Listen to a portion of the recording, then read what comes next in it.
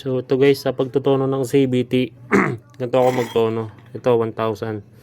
Tapos yung mga clutch spring ko 1,2. 1,000 yun lang yung sender, 1,2 yung clutch spring. Tapos dito na lang ako babawi ng RPM sa bola. 911 to. Tapos meron akong pulley washer na 1mm.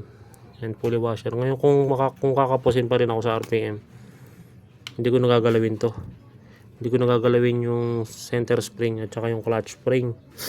Siguro sa clutch spring pwede pa, pero ihuhuli ko ng galawin yung clutch spring. More on bola talaga.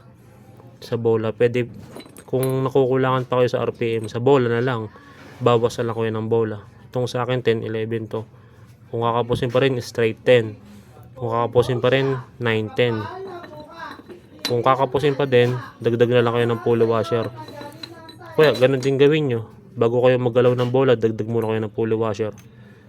Tapos pag nakuha nyo na yung tamang RPM, okay na yun. Kasi sa center spring tsaka sa clutch spring, kasi sa center spring, kung titigasan nyo masyado yung bola, kung titigasan nyo masyado yung center spring nyo, baka hindi na kayo dumulo.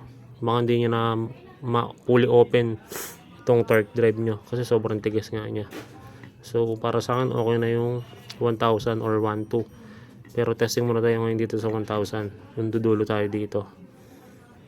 Tapos yan yung current setup natin. Testing natin kung goods pa sa atin tong setup natin na to.